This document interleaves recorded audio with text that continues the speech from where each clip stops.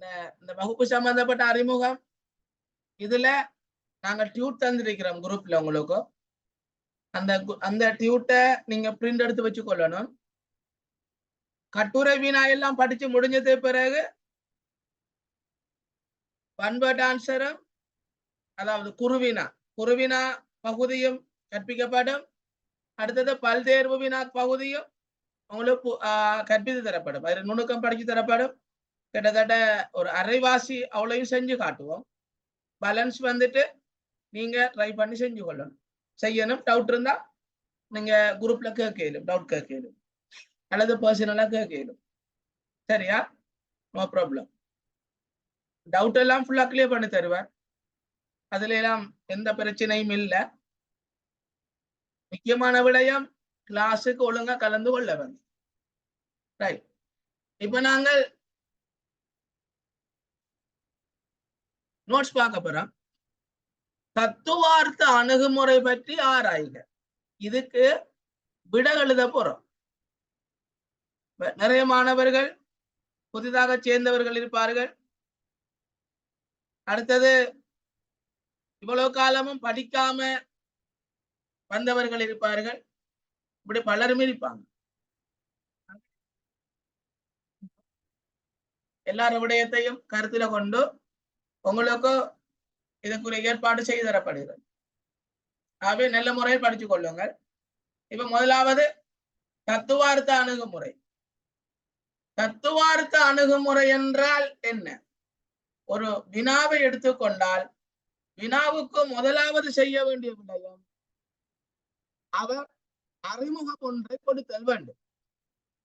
வினாவினுடைய புள்ளி, எத்தனை புள்ளிக்குரிய வினா என்பது தெரிய வேண்டும். அதுல பேப்பர்ல தந்திருப்பாங்க, எத்தனை புள்ளி என்று தந்திருப்பாங்க. 20 புள்ளிகள் கொண்ட வினாவுக்கு நாங்கள் எடுக்க வேண்டிய நேரம் 36 நிமிடம். எடுக்க வேண்டிய நேரம் 36 நிமிடம். விடை எழுதும் போது முதலாவது அறிமுகம் எழுதப்பட வேண்டும். இந்த அறிமுகத்துக்கு 3 புள்ளிகள் வழங்கப்படும். அதாவது பேப்பர் மார்க்கர்ஸ் டிஸ்கஷனை பொறுத்து 2 புள்ளிகளும் வழங்கப்படலாம், 3 புள்ளிகளும் வழங்கப்படலாம். ஆனால் கடந்த வருட பேப்பர்ல 2 புள்ளி கொடுக்கப்பட்டிருந்தது. காரணம், மாணவர்கள் அந்த அறிமுகம் எழுதின அளவு குறைவு. ஏனென்றால் ஆசிரியர்கள் அறிமுகம் எழுதத்தை படிச்சு கொடுக்க இல்லை பிள்ளைகளுக்கு. ஏனென்றால் அறிமுகம் எழுதுற விடயத்துல நிறைய பேர் கன்ஃபியூஸ் இருந்தது. இறைவண்ட உதவியால என்ற வகுப்புல அதிகமா நான் படிச்சு கொடுத்த இந்த அறிமுகம் சம்பந்தப்பட்ட விடயம் மாணவர்களை கம்ப்ளீட்டா எழுத பழகின. சரியா? அதால எங்களோட மாணவர்கள் அறிமுகம் அழகாக எழுதியிருந்தார். ஆனால் இனிவரும் காலங்களில் அறிமுகம் பார்க்கப்படும். அடுத்த விடயம், முன்னைய மாதிரி இல்லாமலுக்கு கடந்த பேப்பர் மார்க்கிங்ல சொல்லப்பட்ட விடயம் என்னென்றால் கூடுதலாக பரீட்சை வினாத்தாளை கடினப்படுத்துதல். போன முறை வரவங்க இவ்வளவு காலம் பெறாத பாஸ், அதாவது எக்ஸாம் பேப்பர் மாதிரி வர இல்லை, ஒரு வித்தியாசமான துணியோடத்தான் அந்த பேப்பர் வந்திருந்தது. பெரும்பாலும் 2ஆம் குடி அரசியல் கேள்விகள் அதில் இடம்பெற்றிருந்தது. எனவே முக்கியமான பகுதிகளை நல்ல முறையில் படித்துக் கொள்ள வேண்டும். சரி, இப்ப அறிமுகம் என்கிற பகுதியை பார்க்க போறோம். அறிமுகம் எழுதும் போது தத்துவார்த்த அணுகுமுறையிட அவ்வளவு விடயமும் அறிமுகம் என்கிற பகுதிக்குள்ள சுருக்கமாக வரணும். சரியா? தத்துவார்த்த அணுகுமுறைக்குள்ள சரியா அறிமுகம் என்கிற பகுதி சுருக்கமா வரணும். சுருக்கமா அறிமுகம் என்கிற பகுதி வரணும். அதாவது அறிமுகத்துக்குள்ள மிக சுருக்கமாக அது இருக்கணும். நாங்க தத்துவார்த்தத்தை பத்தி என்ன சொல்ல போறோமோ அதுல சுருக்க விடயம் இருக்கணும். அதை எப்படி சுருக்கமா எழுதுன்னு பாருங்க. நான் எழுதி காட்டுவேன் உங்களுக்கு. முதலாவது தத்துவார்த்த அணுகுமுறைண்டா என்னென்று சொல்லணும், எங்க உருவான் என்று சொல்லப்படணும், யார் யாரால் உருவாக்கப்பட்டது என்று சொல்லப்படணும். அடுத்தது தத்துவார்த்தத்தின் இயல்பு சொல்லப்படணும். அடுத்தது தத்துவார்த்தத்தின் வீழ்ச்சி சொல்லப்படணும். சரியா? அடுத்தது தத்துவார்த்தத்தின் புத்தளிச்சி விடயங்கள் சொல்லப்பட வேண்டும். இவ்வளவும் அறிமுகத்தில் உள்ளடக்கப்பட்டிருக்கணும். ஷோர்ட்டா இருக்கணும். சரியா? அறிமுகம் ஒரு பிரீஃப், சுருக்கமான விளக்கம். நாங்க எழுதுற நோட்ஸை பத்திய சுருக்கமான விளக்கம். நாங்கள் விடைக்குள்ள என்ன எழுதியிருக்கோம் என்று பரீட்சகருக்கு நாங்க தெளிவுபடுத்துகிறோம். இரண்டாவது, எங்களுக்கு அந்த வினா விளங்கியதற்கான ஆதாரம் அதான். எங்களுக்கு அந்த வினா விளங்கியதற்கான ஆதாரமும் அந்த அறிமுகம் தான். அறிமுகத்தை பார்த்தாலே விளங்கும் இவருக்கு வினா விளங்கிட்டா வேண்டு. சரியா? இப்ப அறிமுகம் எழுத போறேன். நாங்க ஏற்கனவே குரூப்ல போட்டிருந்த மாதிரி எல்லாரும் தயவு செஞ்சு கொப்பி வச்சிருக்கணும். கொப்பில தான் நீங்க விட எழுதணும். படம் பாக்குற மாதிரி பார்த்து போட்டு போய் வேலை இல்லை. இந்த கிளாஸ் அப்படித்தான் இருக்கும். சரியா? ஒழுங்கா கேள்விக்கு விடையெளி கொண்டு போங்க. எழுத போறோம். அறிமுகம். தத்துவார்த்த அணுகுமுறையானது கிரேக்க காலம் வரை பழமை வாய்ந்ததாகும்.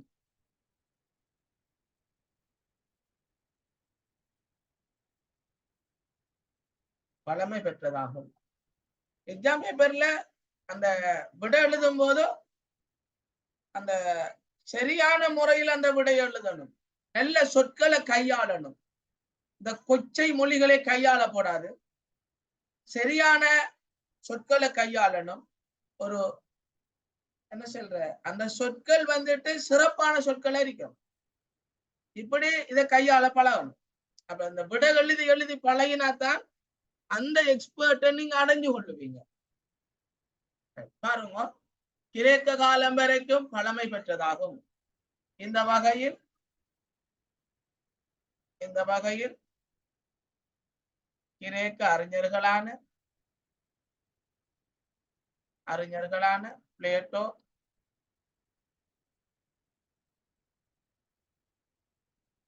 அரிஸ்டோட்டில் போன்றோரும், மக்கியவல்லி, லொக் போன்றோரும்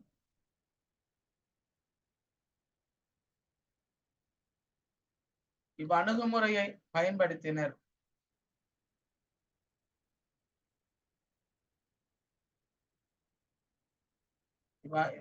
அணுகுமுறையை பயன்படுத்தினர். குறிப்பாக இவ் அணுகுமுறையானது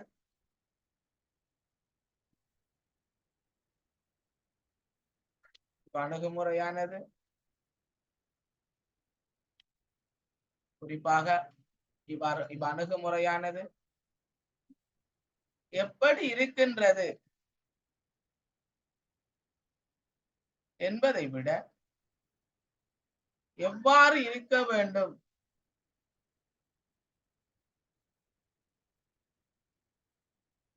என்று குறிப்பிடுவதாக அமையும்.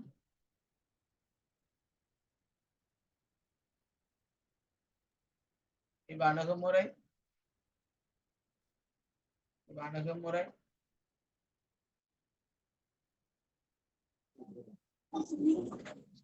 அணுகுமுறையானது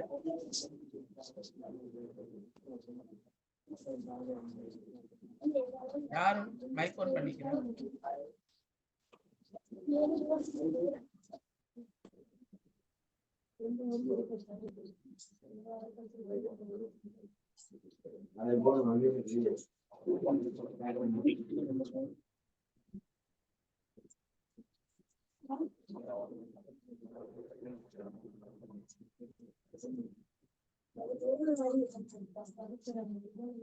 யாரு மைக் ஆன் பண்ணிக்கிற?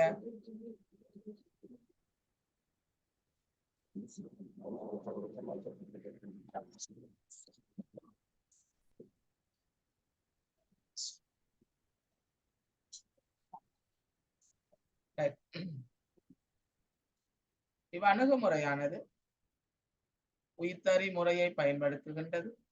இவ் அணுகுமுறையானது உயிர்த்தறி முறையை பயன்படுத்த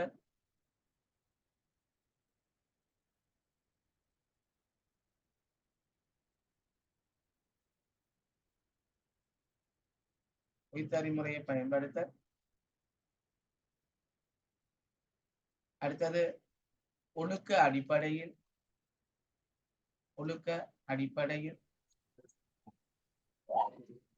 ஆய்வு செய்த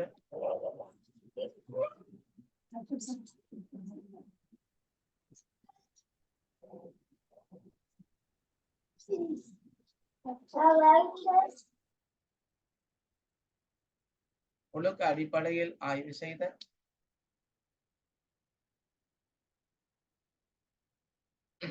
சரியா ஒழுக்க அடிப்படையில் ஆய்வு செய்த பெருமானம் சார்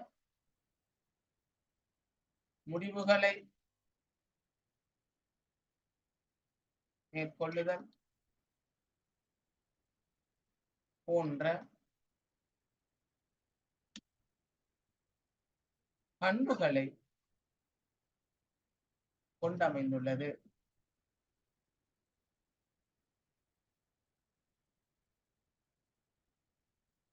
மிக நீண்டகால அணுகுமுறையான தத்துவார்த்தம் அணுகுமுறையான தத்துவார்த்தம்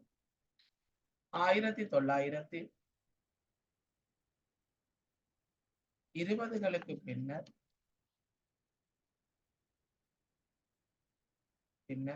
நடத்தைவாதிகளால்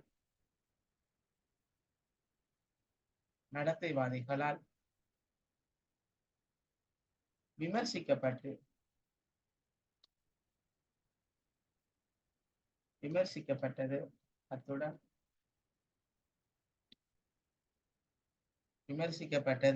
அத்துடன் இவ்வணுகுமுறை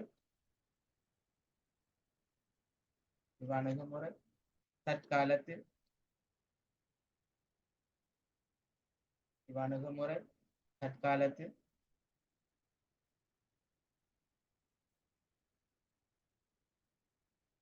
தத்துவார்த்தத்துடன்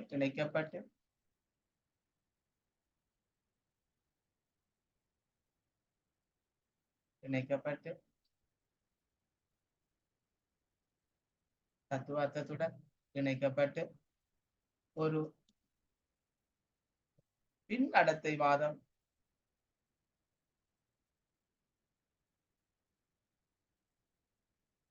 எனும் அம்சத்தில் எனும் அணுகுமுறையில் தோற்றத்துக்கு வழிவிட்டது.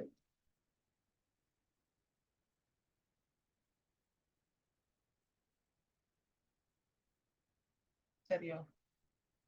நாங்கள் அறிமுகம் எழுதியிருக்கிறோம். 20 புள்ளிகளுக்குரிய ஒரு வினாவுக்கு அறிமுகம் எழுதி காட்டிக்கிறோம். சரியா? எழுத டைம் பண்ணுவா பிள்ளைகள்? சொல்லுங்க மால். உயிர்த்தறி முறை என்ன சார்?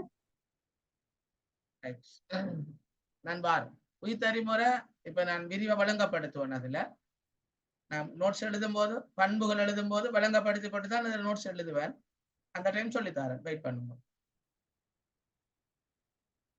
சரியாம்மா? Okay sir. விடைய பரப்பு.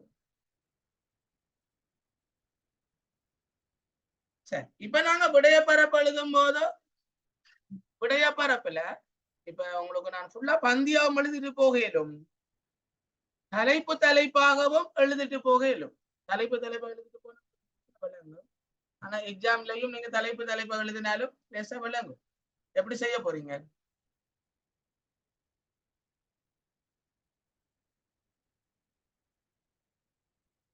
உங்களை பந்தியா எழுதவா தலைப்பா எழுதவா?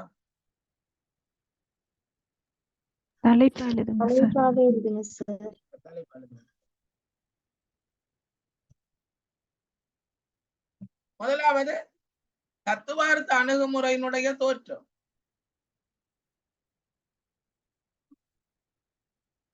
சரியா? இப்ப தோற்றமும் வளர்ச்சி. தத்துவார்த்த அணுகுமுறை எவ்வாறு தோன்றியது, எவ்வாறு வளர்ந்தது, இதை சொல்ல போறோம். பாருங்க பிள்ளைகள், தத்துவார்த்த அணுகுமுறை உருவானது கிரேக்கத்துலதான். இதை உருவாக்கியவர்கள் தத்துவ ஞானிகள். இதை உருவாக்கியவர்கள் தத்துவ ஞானிகள். தத்துவ ஞானிகளை பொறுத்த வரைக்கும் அவங்கள இயல்பு என்னென்றால் தத்துவார்த்தம். தத்துவார்த்தவாதிகள் தத்துவ ரீதியாகத்தான் ஒரு விடயத்தை விளக்குவார். தத்துவார்த்தவாதிகள் ஒரு விடயம் இருக்கிறத பார்க்க மாட்டார்கள், எவ்வாறு இருக்க வேண்டும் என்ற கருத்தை தான் பேசுவார்கள். இதுதான் தத்துவார்த்தவாதிகளுடைய பிரச்சனை. சரியா? தத்துவார்த்தவாதிகளுடைய பிரச்சனை இதுதான். எப்படி இருக்கும் என்று சொல்லி பார்க்க மாட்டார், எவ்வாறு இருக்க வேண்டும் என்றுதான் பேசுவார்கள். உதாரணமாக உங்களுடைய பாடசாலையில் பாருங்கள், உங்களுடைய பாடசாலையில் நீங்கள் உங்களுடைய நடத்தைகள் உங்கள்கிட்ட இருக்கும். ஆனால் பாடசாலையில் இருக்கின்ற அதிபர் காலை கூட்டத்தின் போது மாணவர்கள் எவ்வாறு இருக்கின்றார்கள் என்று கூறுவதை பார்க்கிலும் எவ்வாறு இருக்க வேண்டும் என்று கூறுவார். மாணவர்கள் எவ்வாறு இருக்க வேண்டும், எவ்வாறு நடக்க வேண்டும் என்று கூறுவார். சரியா? வெள்ளை ஆடை அணிந்து வர வேண்டும், பாடசாலைக்கு நேர காலத்தோடு வர வேண்டும், நல்ல முறையில் படிக்க வேண்டும், தேவையற்ற வேலைகளில் ஈடுபடக்கூடாது என்று ஒரு அதாவது எதிர்கால விடயங்களை பற்றி தான் பேசுவார்களே தவிர இப்பொழுது இருக்கின்ற முறைமை பற்றி அவர் பேச போவதில்லை. இதுதான் தத்துவார்த்தம். பொதுவாக சமயம் சார்ந்த உரைகள் எல்லாம் பாருங்கள், தத்துவார்த்தமாகத்தான் இருக்கும்.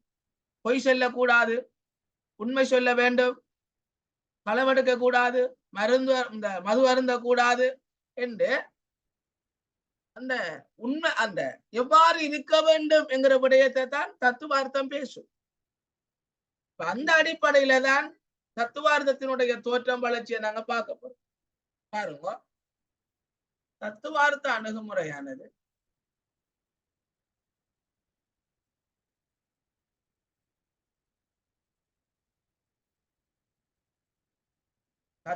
அணுகுமுறையானது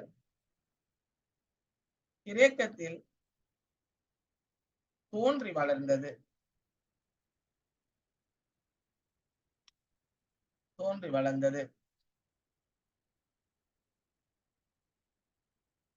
குறிப்பாக எதென்சிய சிந்தனைவாதிகளான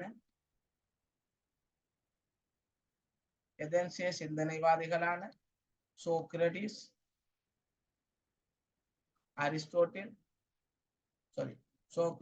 பிளேட்டோ,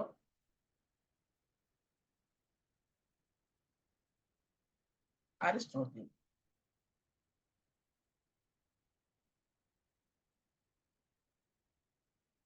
போன்றோரால்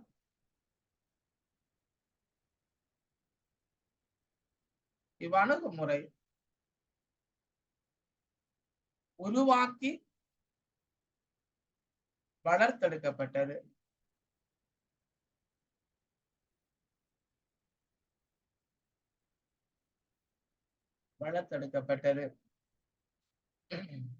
இதன் பின்னணியில்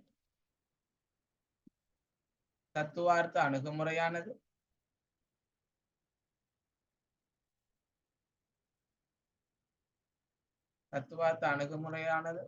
எவ்வாறு இருக்க வேண்டும் என்று நோக்குகின்ற அடிப்படையை கொண்டதாக காணப்படுகின்றது.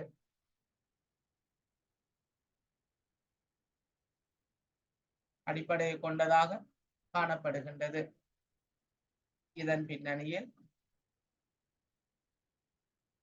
இது யதார்த்தவாதத்தை யதார்த்தவாதத்தை கைவிட்டு இலட்சியவாதத்தை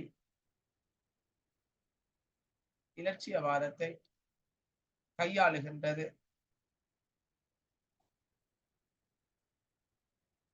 இதன் காரணமாக இவ்வணுகுமுறை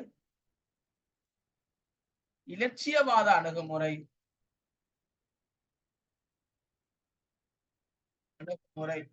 எனவும் நல்ல விடயங்கள்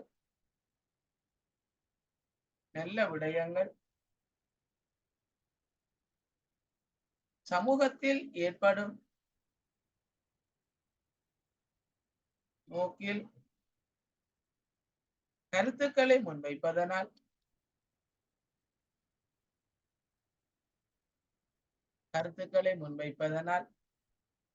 இது நன்னறி கோட்பாடு எனவும்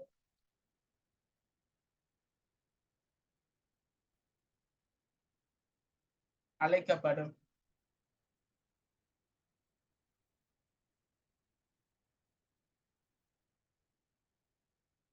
பிற்பட்ட காலப்பகுதிகளில்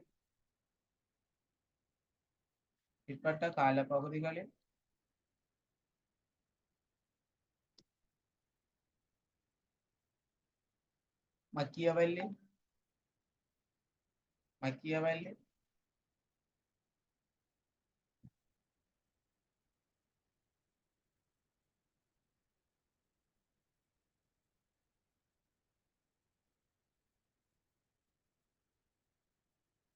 பிற்பட்ட காலப்பகுதிகளில் மக்கியவெல்லி, ஹோப்ஸ்,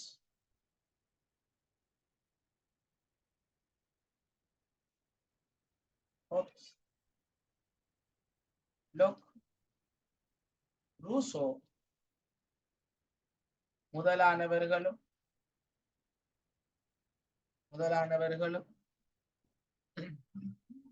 ஹபமாஸ்,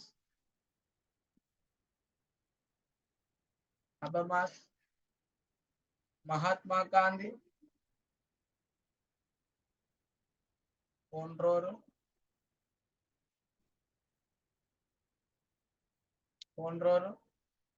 இவ்வணுகுமுறையை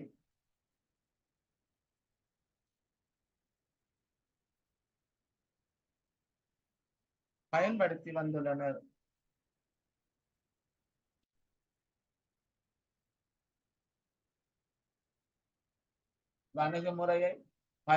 வந்துள்ளனர்.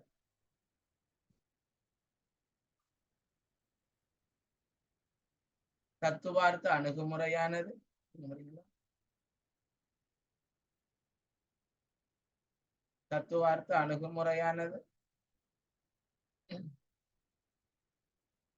கிரேக்க காலம் தொட்டு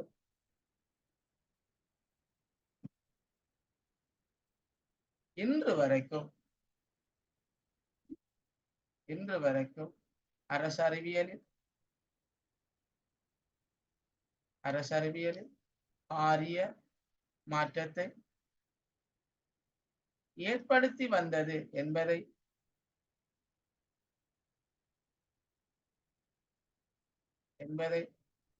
எவரும் மறுக்க முடியாது.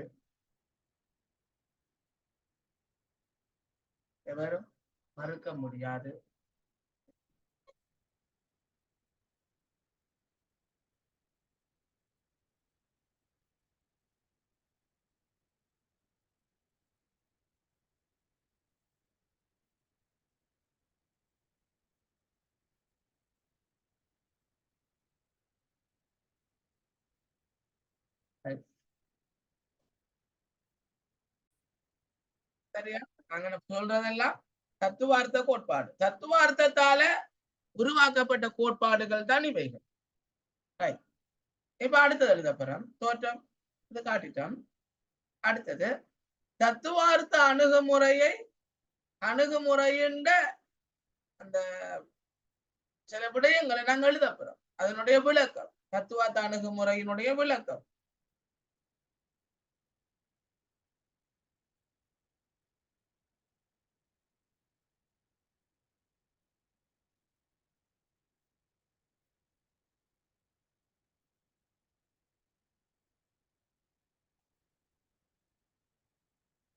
அடுத்து பாருங்க, தத்துவார்த்த அணுகுமுறையானது பெரும்பாலும் அரசு, அரசாங்கம், சமூகம் என்பன எவ்வாறு செயற்பட வேண்டும் எனவும் எவ்வாறு இருக்க வேண்டும் எனவும் பிரஸ்தாபிக்கின்ற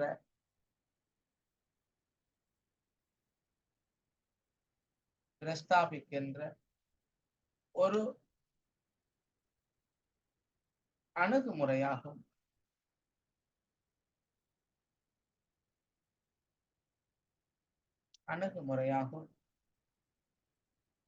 குறிப்பாக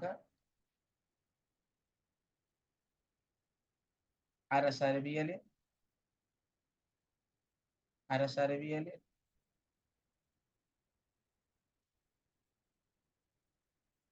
ஒழுக்கம் தொடர்பாக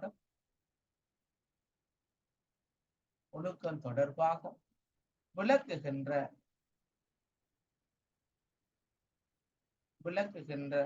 ஒன்றாக இவ்வணுகுமுறை விளங்கியது.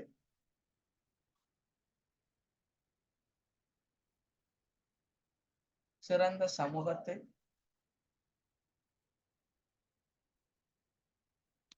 உருவாக்கும்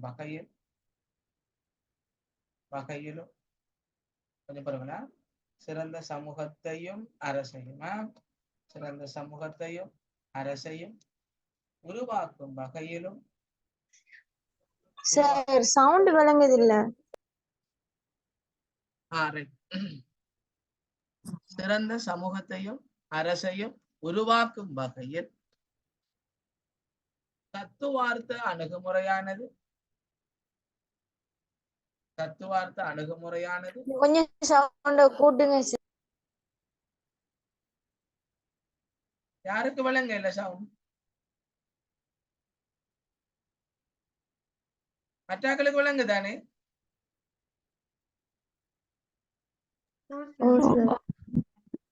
யாருக்கு சவுண்ட் விளங்க இல்ல?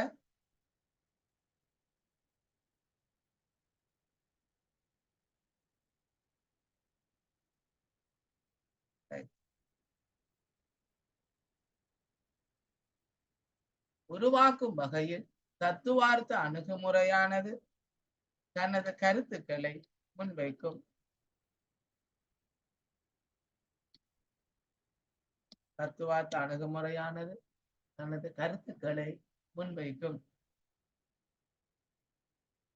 இந்த வகையில்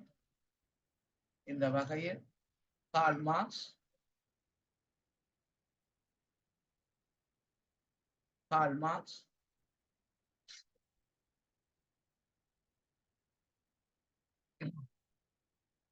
இலட்சிய சமூகம் ஒன்றை உருவாக்க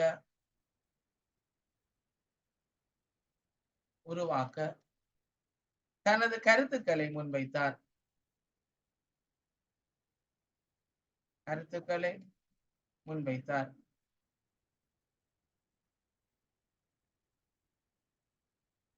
இல்ல அரசற்ற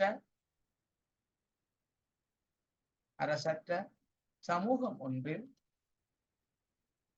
பொது உடைமை காணப்படும் எனவும்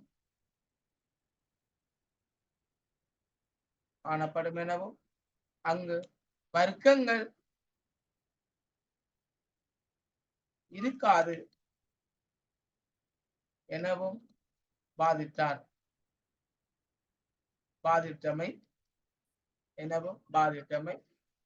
தத்துவார்த்த அணுகுமுறையின் அடிப்படையில்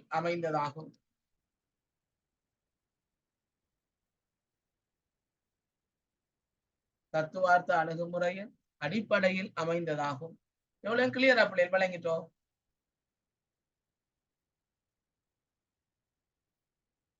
நோட்ஸ் கிளியரா?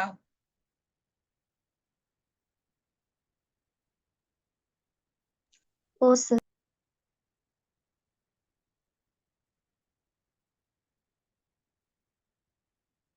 நோட்ஸ் சொல்ல டைம் வேணுமோ? நான் எஃபிக்ல படிக்கிற விளங்க இல்ல? இது நீங்க நோட்ஸ்ல நீங்க டியூட்ல ஒரு நோட்ஸ் தந்திருக்கீங்க தானே ஆமா. எஃபிக் ஆக்களுக்கு அதுபடி எழுதுனா போலையா? அதுபடி எழுதுனா இல்ல மகள். ஏனென்றால் உங்களுக்கு படிக்கிறதுக்கு அந்த நோட்ஸ் அதுல சரியா? ஆனா எல்லாம் ஒன்றுதான். அதுல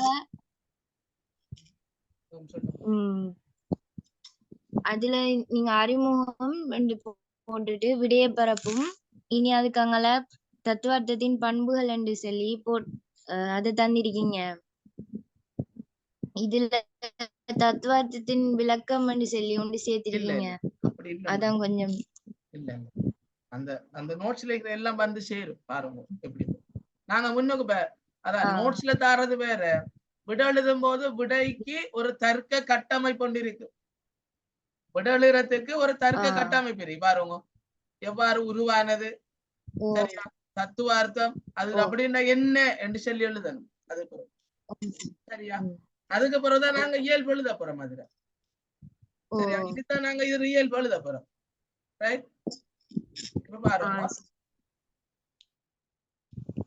தத்துவார்த்தத்தின் இயல்புகள்.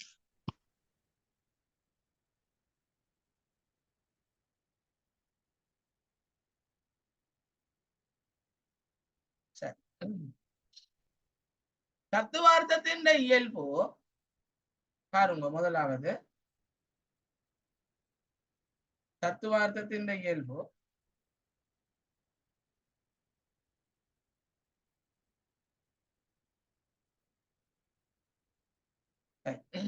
உய்த்தறி முறையை பயன்படுத்துதல்.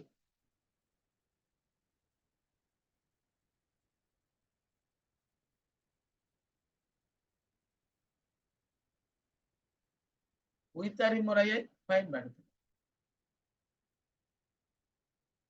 சரி, உய்த்தறி முறை என்றால் தரப்பட்ட தரவிலிருந்து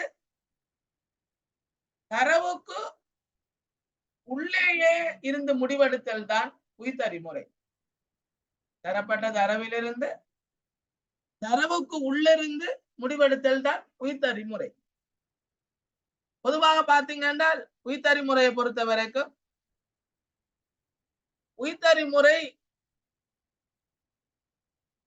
இது மூளை பகுத்தறிவை பயன்படுத்த முடியாத ஒரு அம்சம். உய்த்தறி முறையில பகுத்தறிவை பயன்படுத்த இயலாது. பகுத்தறிவை பயன்படுத்துற இல்லை.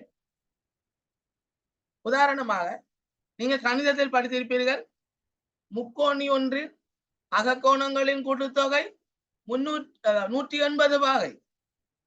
முக்கோணி ஒன்றின் அகக்கோணங்களின் கூட்டுத்தொகை 180 பாகை. இது பகுத்தறிவால சிந்தித்து எடுத்ததா பிள்ளைகள்? இதை நாங்க பகுத்தறிவால சிந்திப்போமா?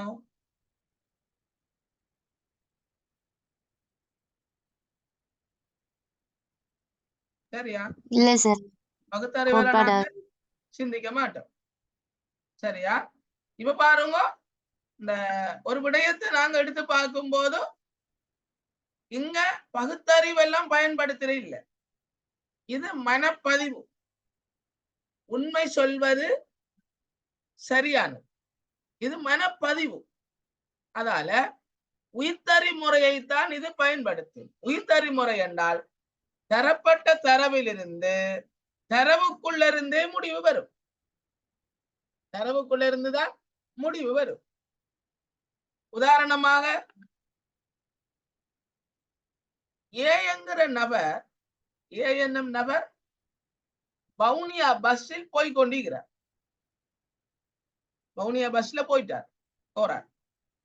இப்ப நியூஸ் சொல்லப்படுது, வவுனியாவுக்கு பயணித்த பஸ் விபத்துக்குள்ளாகியது. அதிலிருந்து அனைத்து நபர்களும் மரணித்து விட்டார்கள். இப்ப ஏங்கிற நபர் என்ன நடந்திருக்கும்? ஏங்கிறவர் உயிரோட இருப்பாரோ? இல்ல சார். உயிரோட இருக்க மாட்டார். ஏங்கிறவர் உயிரோட இருக்கல என்றால் அந்த பஸ்ல போன எல்லாரும் மரணிச்சேண்டா அவரும் மரணிச்சுத்தான் இருப்பார். எனவே இதான் பிள்ளைகள் உயிர்த்தறி முறை விடயம். சரியா? இத தத்துவார்த்தம் பயன்படுது. தத்துவார்த்தத்துல உயிர்த்தறி முறை என்பது கூறியது கூறல். உயிர்த்தறி முறை சொன்னதுதான். அதுல செறிப்புல பார்க்கலாது. திருடுவது குற்றம், திருடுவது குற்றம், கூறியது கூறல். இத சரியா பிழையா என்று நிரூபிக்க போக முடியாது. சரியா பிழையா என்று நிரூபிக்க போக முடியாது. இப்ப எழுத பாருங்க. உயிர்த்தறி முறை என்பது தத்துவார்த்த அணுகுமுறை பயன்படுத்துகின்ற பிரதான அம்சமாகும். தரப்பட்ட தரவிலிருந்து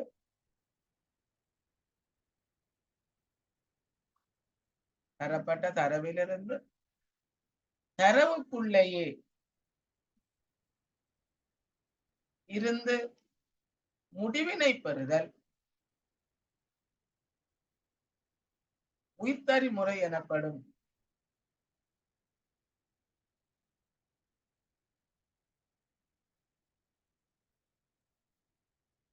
உயிர்த்தறி முறை எனப்படும்.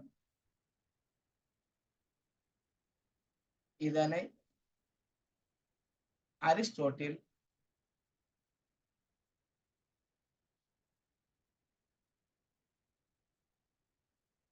உருவாக்கினார்.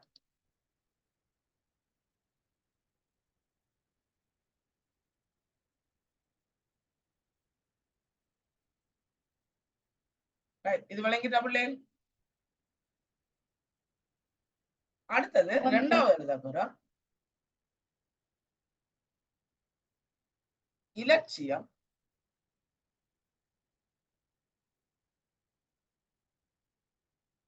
அறம் சார்ந்த விடயங்களை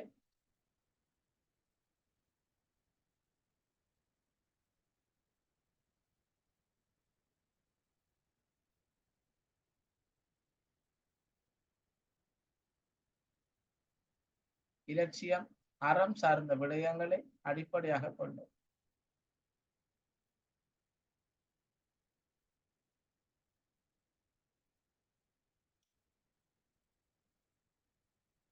தத்துவார்த்த அணுகுமுறையானது சில இலட்சியங்களையும் அறம் சார்ந்த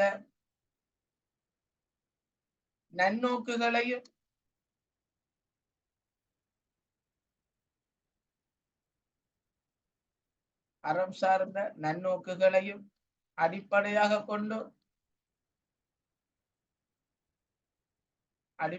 கொண்டு தனது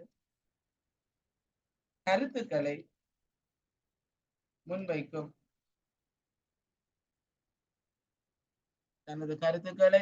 முன்வைக்கும்.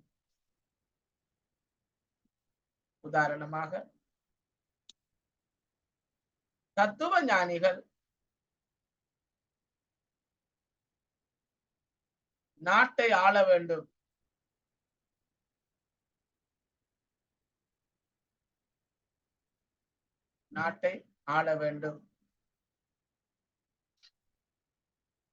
என்கின்ற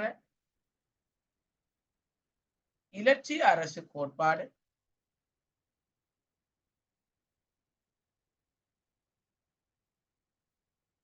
கோட்பாட்டில் பிளேட்டோவினால்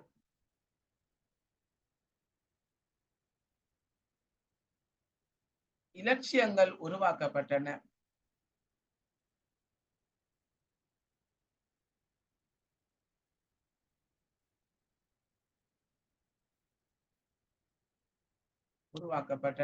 அதே போன்று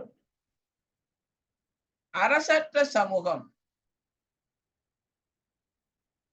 வேண்டும் என்று மார்க்சினால் இலட்சியம் உருவாக்கப்பட்டது.